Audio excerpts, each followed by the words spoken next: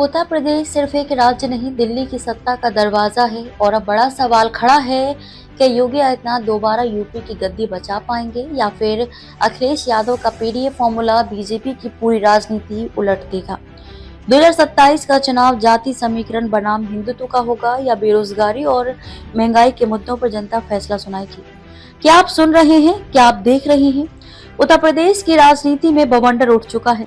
सवाल बड़ा है, 2027 में यूपी की गद्दी किसके पास जाएगी? योगी आदित्यनाथ फिर से कमाल दिखाएंगे या फिर अखिलेश यादव का पीडीए फॉर्मूला बीजेपी को सत्ता से बाहर का रास्ता दिखा देगा? पहला सवाल, योगी का 80-20 या अखिलेश का पीडीए? मुख्यमंत्री योगी आदित्यनाथ बार बार दावा कर रहे हैं कि ये चुनाव 80-20 का होगा।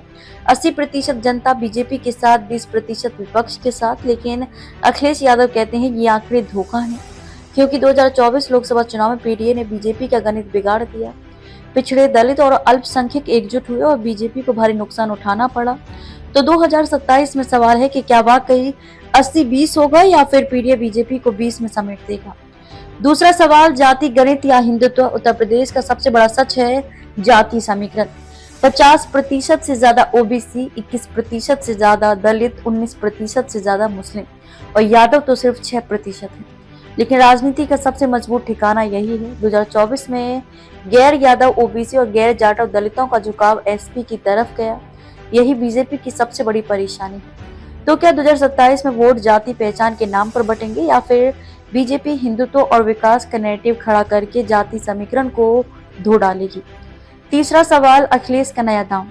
अखिलेश यादव ने पीडीए का झंडा तो उठाया ही है, साथ ही अब वो प्रतीकों की राजनीति भी कर रही है। लखनऊ में महाराणा प्रताप की सोने की तलवार वाली प्रतिमा ये सिर्फ मूर्ति नहीं है, ये संदेश है कि अखिलेश अब राजपूत वोट बैंक पर भी नजर गड़ाए बैठे हैं। यानी कि यादव, मुस्लिम और दलित के साथ अगर राजपूत भी जुड़ गए तो फिर बीजेपी के लिए मुश्किल खड़ी हो सकती है। चौथा सवाल, बीजेपी का प्लान। बीजेपी जानती है कि जाति समीकरण से चुनाव नहीं जीते जाते, इसलिए वो जीरो पॉवर्टी मिशन जैसी योजनाओं को जनता तक पहुंचा रही है।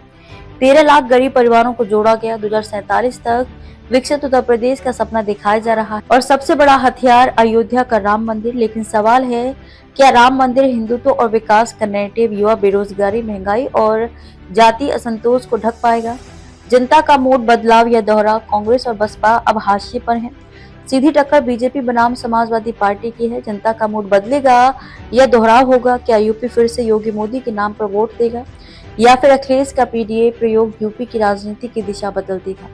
दोस्तों, यूपी का चुनाव सिर्फ सत्ता का नहीं है, ये चुनाव है जाति समीकरण बनाम हिंदुत्व का, बेरोजगारी बनाम विकास के दावों का, पीडीए बनाम 80 और 20 का।